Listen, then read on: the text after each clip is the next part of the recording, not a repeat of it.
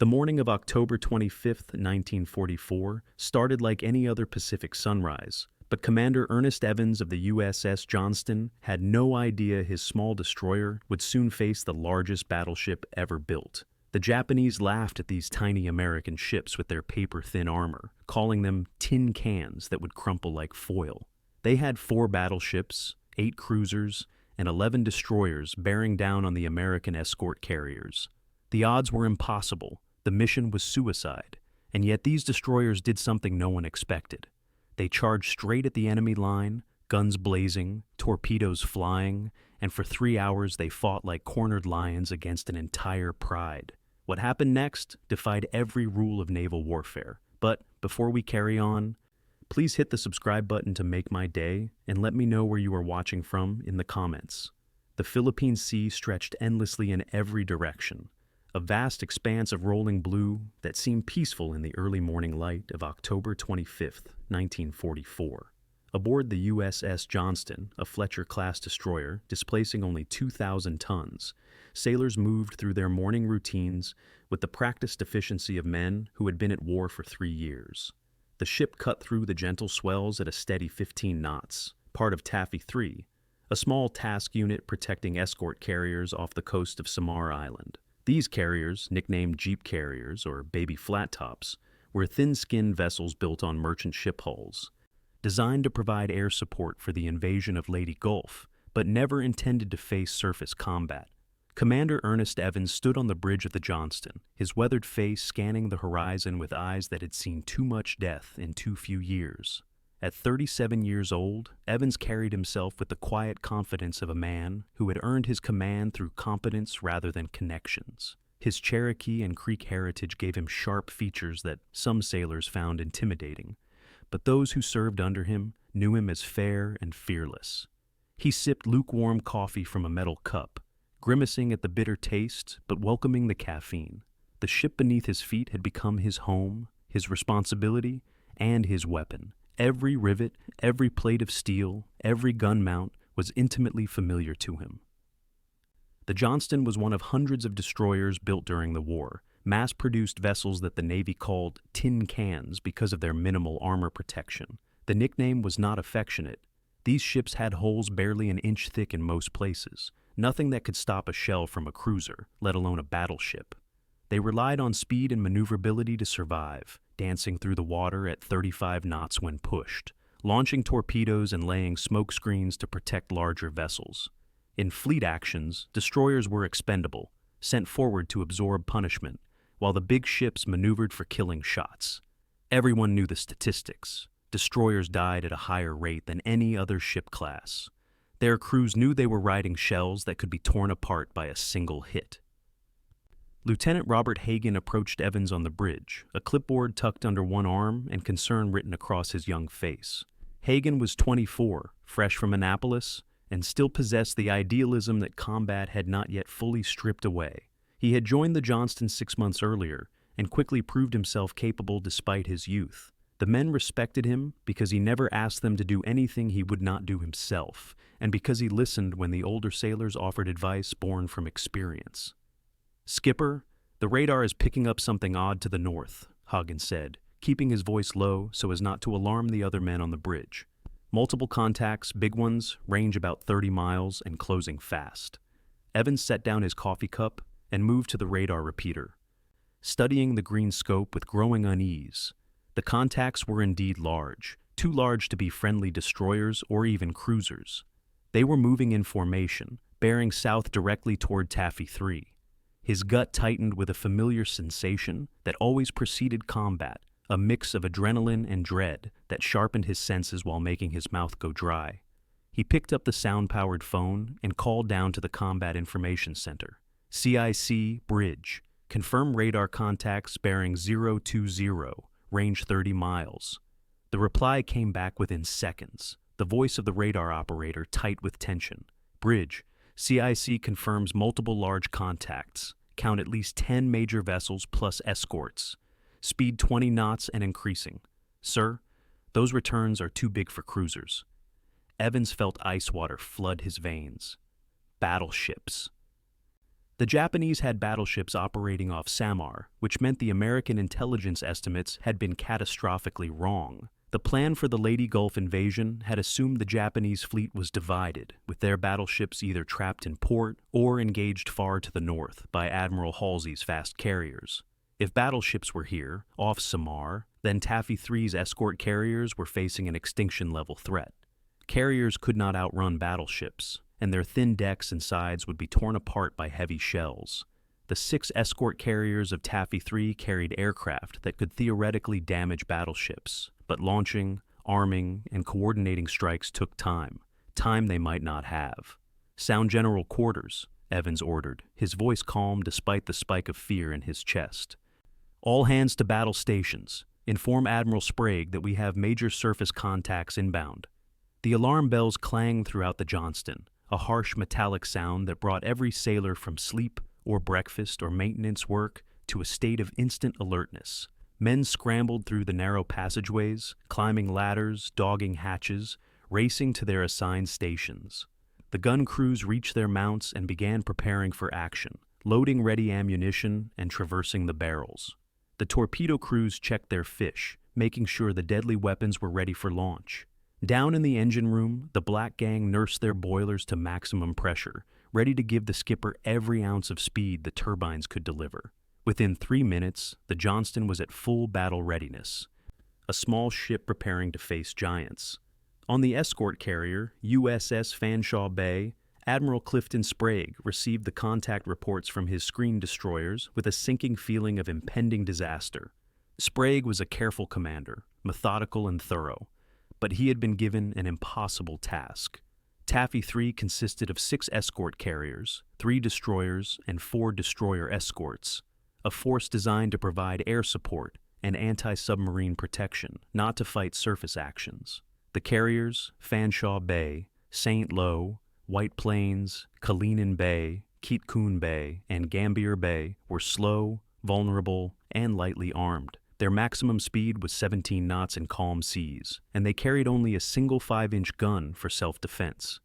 The destroyers, Johnston, Hoel, and Heerman, plus the destroyer escorts Samuel B. Roberts, Dennis, John C. Butler, and Raymond, were the only things standing between the carriers and whatever was coming over the horizon.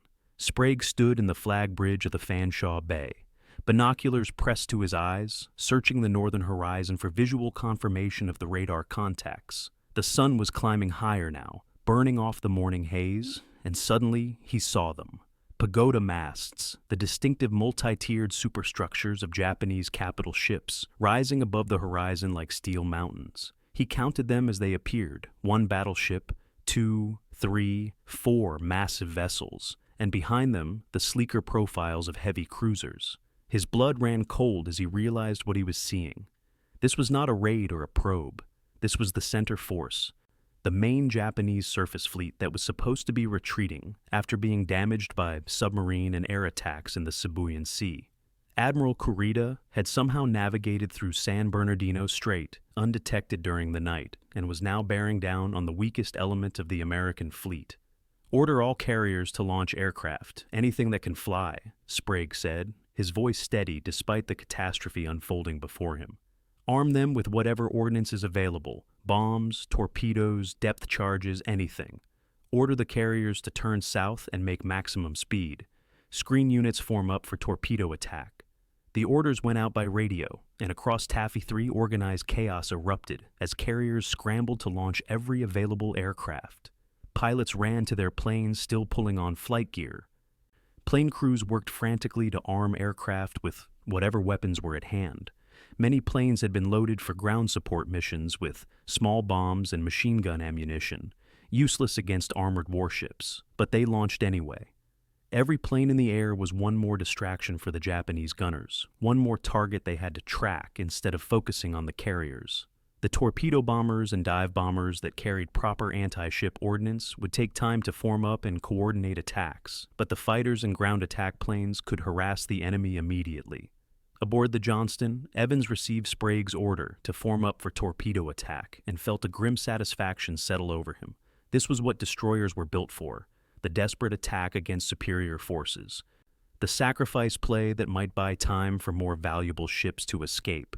He had known since taking command of the Johnston that someday he would face this moment, the decision to take his ship and crew into the teeth of enemy fire with little chance of survival. But knowing it intellectually and facing it in reality were different things entirely. 327 men served aboard the Johnston, 327 lives that depended on his orders. He thought of them for just a moment, the young sailors barely out of high school, the career petty officers who had families waiting at home, the officers who trusted his judgment.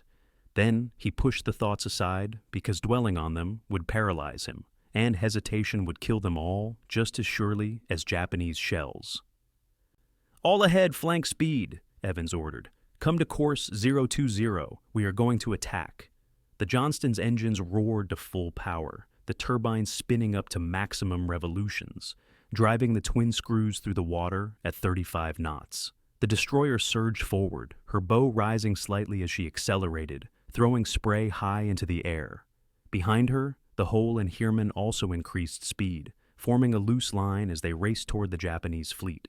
The 3 destroyers were joined by the 4 smaller destroyer escorts, 7 small ships charging toward more than 20 enemy vessels, including 4 battleships, a force imbalance that defied all logic and tactical doctrine.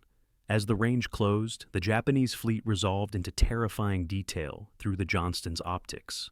The lead battleship was enormous, dwarfing everything else on the ocean. Her displacement exceeded 70,000 tons, more than 30 times heavier than the Johnston, and her main battery consisted of 9 18-inch guns, the largest naval rifles ever put to sea.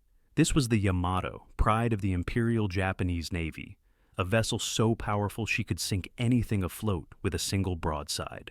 Behind her came 3 more battleships, Nagato, Kongo, and Haruna, each mounting 14-inch or 16-inch guns.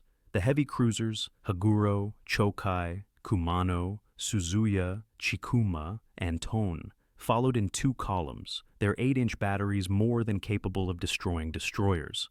The Japanese light cruisers and destroyers formed an anti-submarine screen around the capital ships. On the bridge of the Yamato, Admiral Takeo Kurita observed the approaching American destroyers with a mixture of surprise and contempt. Kurita was exhausted, having navigated his fleet through submarine-infested waters, survived multiple air attacks, and lost sleep for 3 consecutive days. He had thought his force would face Halsey's fast battleships and carriers, a worthy opponent for his powerful fleet. Instead, he had stumbled upon escort carriers, the dregs of the American fleet, vessels so weak they should be fleeing in terror. The appearance of destroyers charging his line was baffling. Did the Americans not understand the disparity in firepower?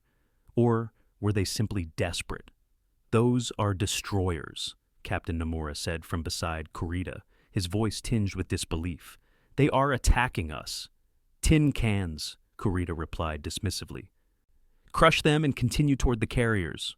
The order went out, and the Japanese fleet opened fire. The Yamato's massive guns spoke first, hurling shells weighing nearly 3,000 pounds through the air at speeds exceeding 2,000 feet per second. The sound was like the end of the world, a thunderous roar that echoed across the water. Huge geysers of water erupted around the Johnston as the first salvo fell short, the colored dye in the shells marking the splashes red, green, and yellow, so Japanese spotters could identify which ship was firing. The heavy cruisers joined in, their 8-inch guns adding to the storm of steel, and within seconds, the ocean around the charging American destroyers became a forest of waterspouts, some rising 200 feet into the air.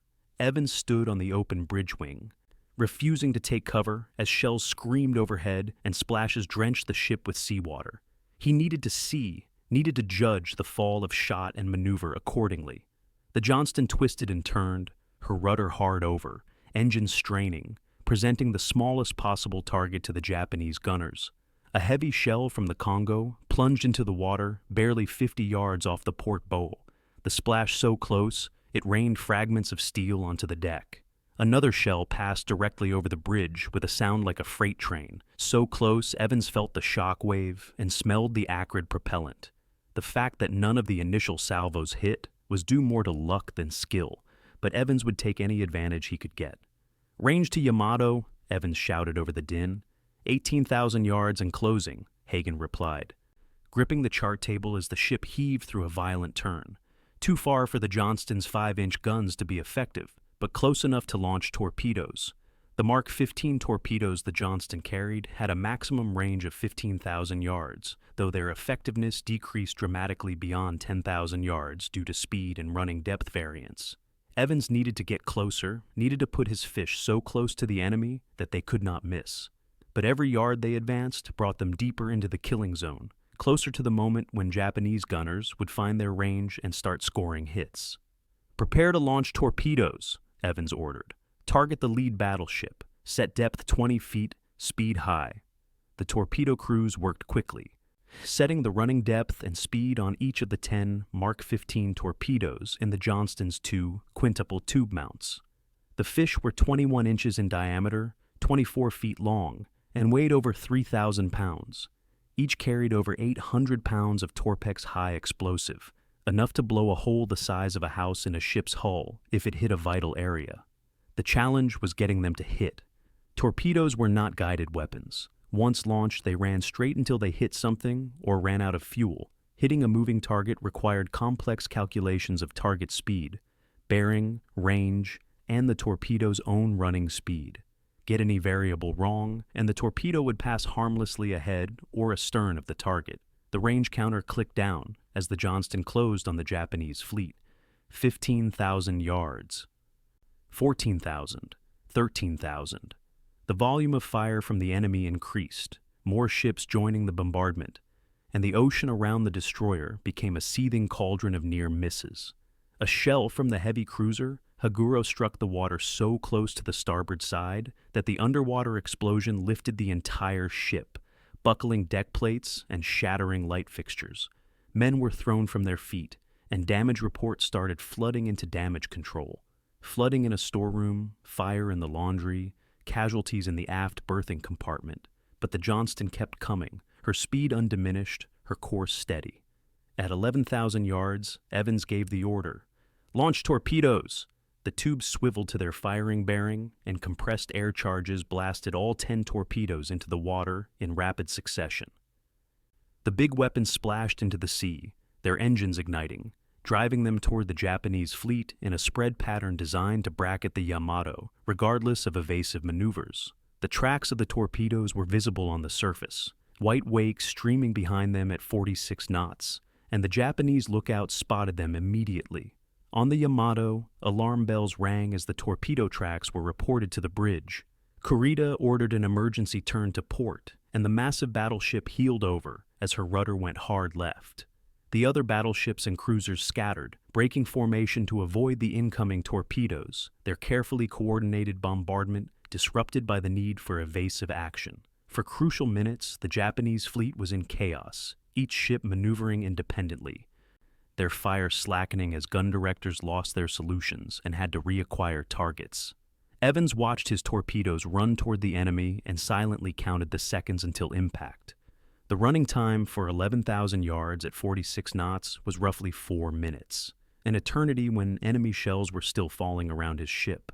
The Japanese had spotted the torpedoes and were maneuvering, but the spread was wide enough that at least some of the fish should find targets. The Yamato turned sharply, her enormous bulk responding sluggishly to the rudder, and 3 torpedoes passed ahead of her bow by less than 100 yards.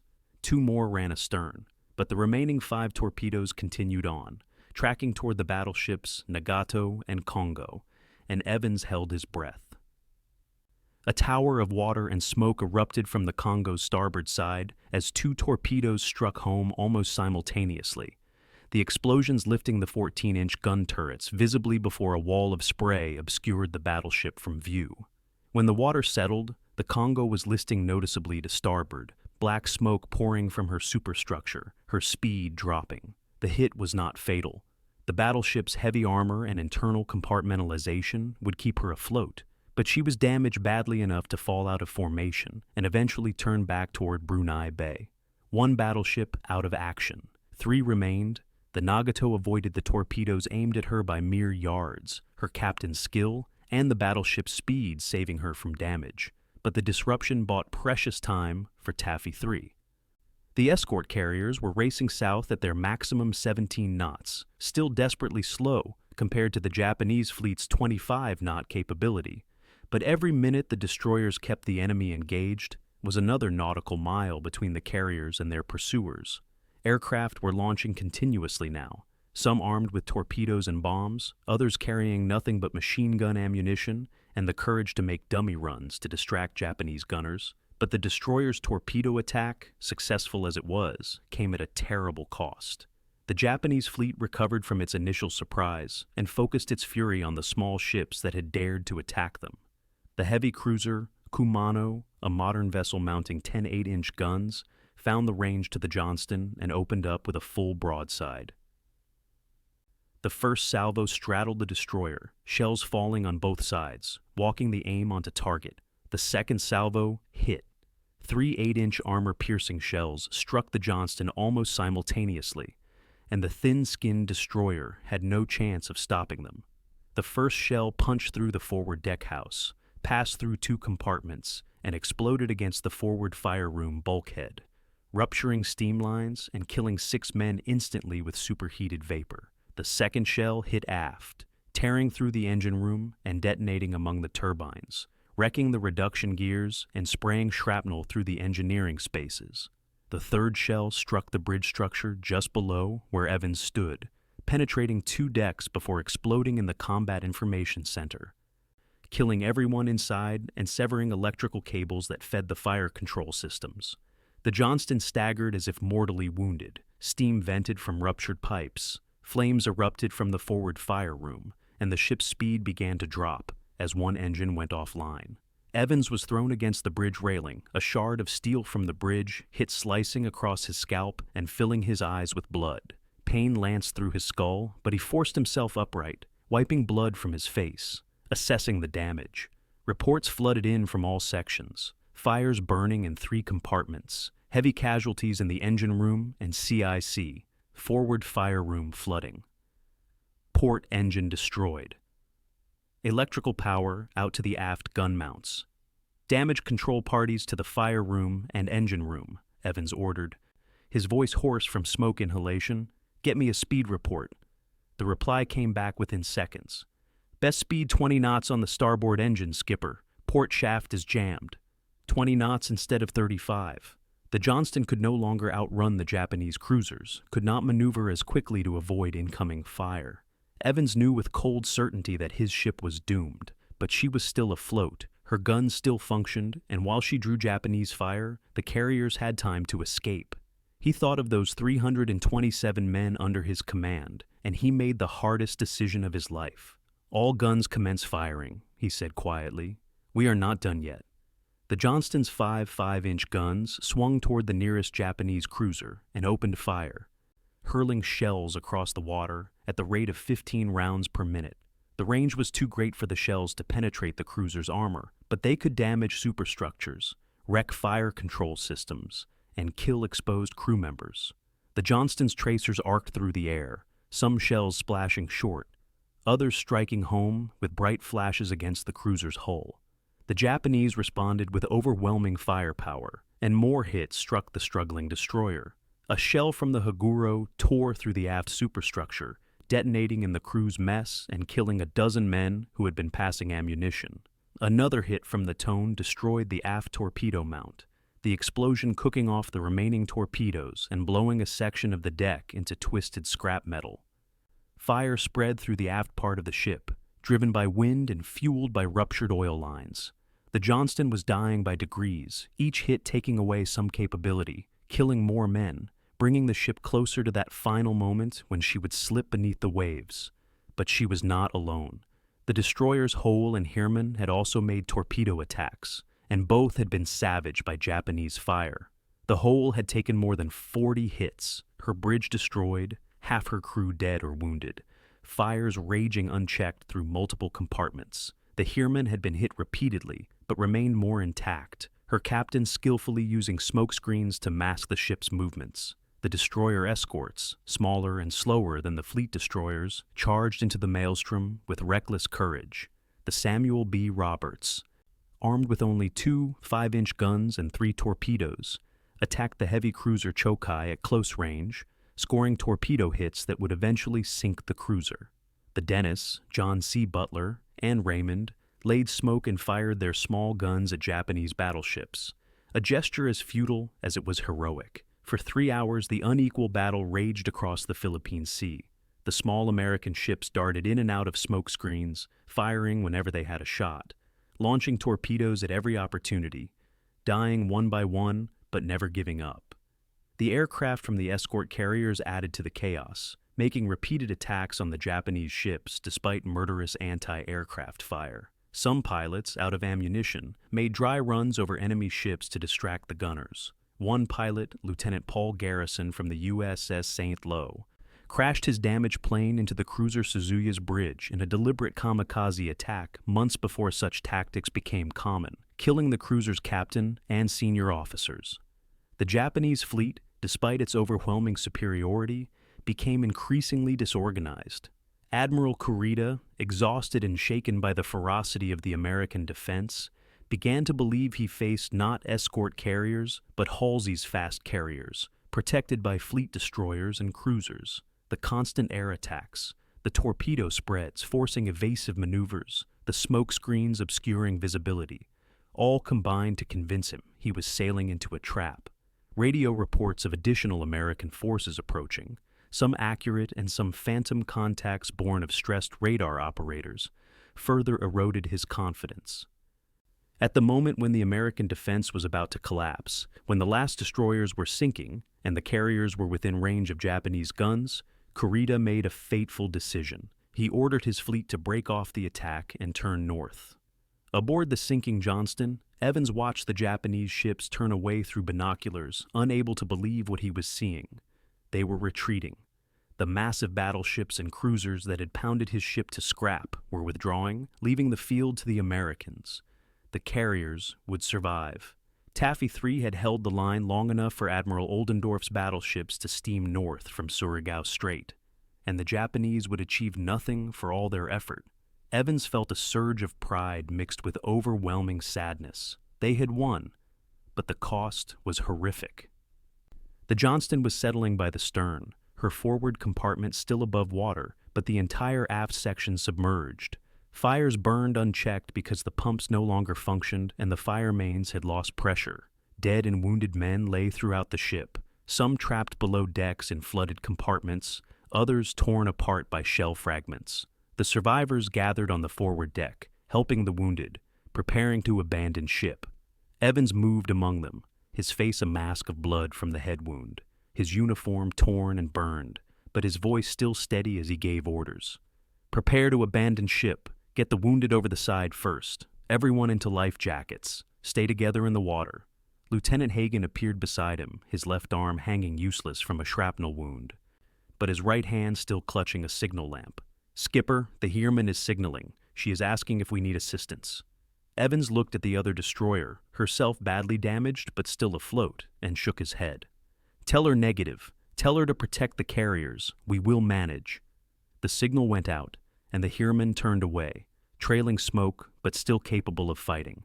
Evans watched her go, grateful that at least one of the 3 destroyers would survive to tell the story. The Hoel had already sunk, her captain and 200 men going down with her. The Samuel B. Roberts was in her death throes, settling rapidly despite her crew's desperate efforts to keep her afloat. The other destroyer escorts had survived, battered but intact. A testament to the skill of their captains and the fickleness of combat where shells that should kill pass harmlessly by. The Johnston's bow rose higher as the stern settled deeper, the ship's back breaking under the structural stress. Men were jumping into the oil-covered water, swimming away from the sinking hull to avoid being pulled down by suction.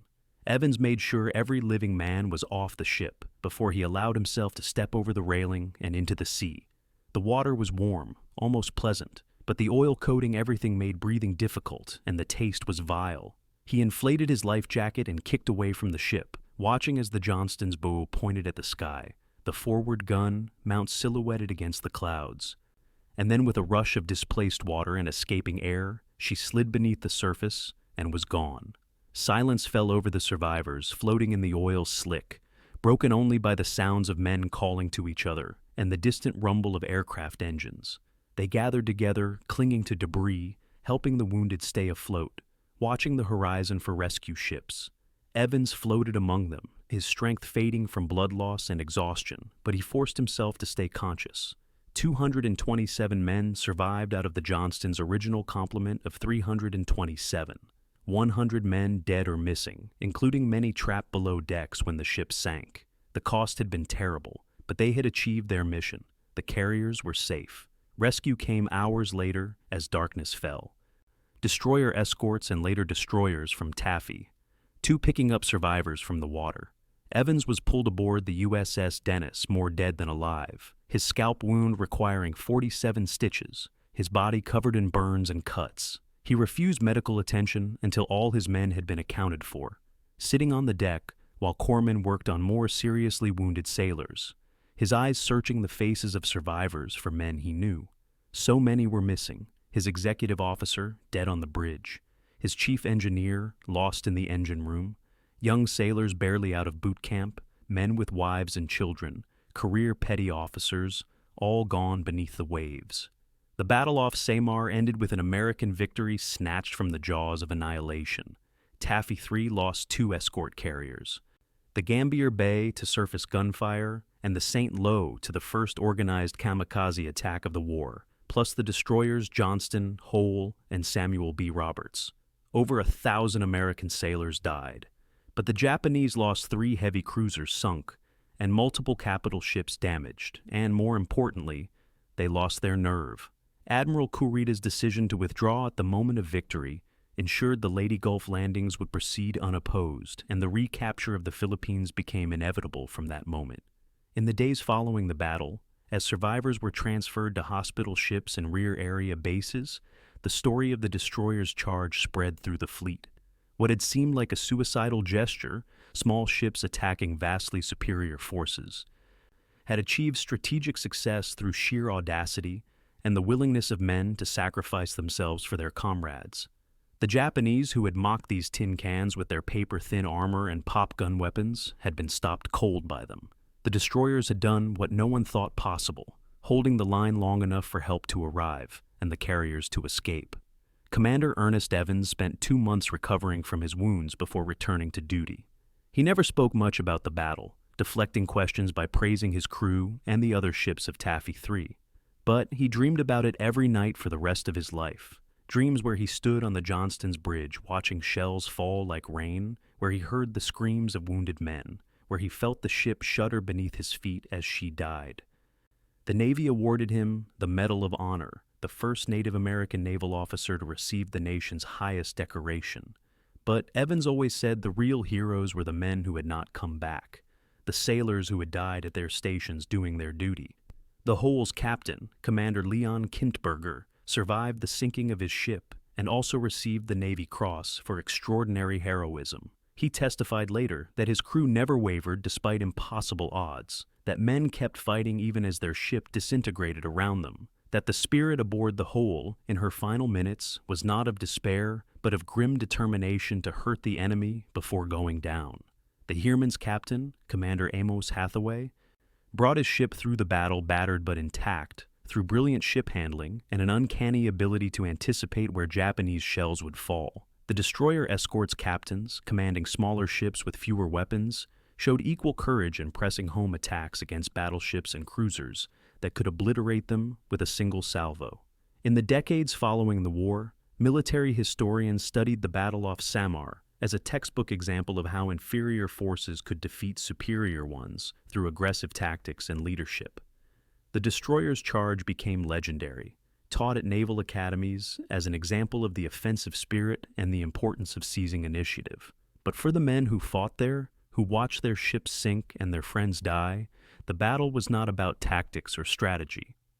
It was about doing their duty, about standing between the enemy and those they were sworn to protect, about fighting until there was nothing left to fight with, and then fighting still.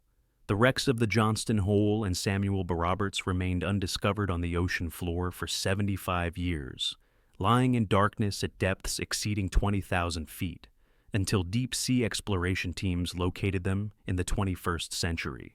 The images from those dives showed ships torn apart by battle damage, gun barrels still trained on the enemy, torpedo tubes empty from having launched their full loads. The wrecks were war graves, monuments to men who gave everything in defense of their country and their fellow sailors. Admiral Sprague, who commanded Taffy 3 from the Fanshawe Bay, wrote in his after-action report that the destroyer's attack was the most courageous act he witnessed in 40 years of naval service. He stated that without their sacrifice, the entire task unit would have been annihilated and the Lady Invasion compromised. The Japanese, despite having every tactical advantage, had been psychologically defeated by men who refused to be intimidated by the odds against them. The tin cans, mocked for their thin armor and small guns, had proven that courage and determination could overcome material superiority. As the sun set on October 25, 1944, survivors of the Johnston floated in the Philippine Sea, watching the sky turn orange and purple, their ship gone beneath the waves, their bodies exhausted, but their spirits unbroken. They had faced the largest battleship ever built and her escorts, and they had won not by destroying the enemy fleet, but by convincing that fleet to turn away. They had bought time with their blood and their ship's steel, and that time had been enough. In the gathering darkness, as rescue ships approached and the sounds of battle faded into memory, they knew they had been part of something larger than themselves, something that would be remembered as long as there were ships and sailors to tell the tale. The legacy of the battle off Samar lived on in the Navy's culture, a reminder that no odds are too long when men refuse to give up, that the smallest ship can change the course of history if her crew is willing to pay the price. Every destroyer sailor who came after heard the story, learned the names, studied the tactics, and understood that they served in a tradition forged by men who charged battleships and lived or died by their courage. The tin cans, those fragile vessels with their thin skins and brave crews, had earned their place in the pantheon of naval legends on that October morning off Samar, and their story would never be forgotten.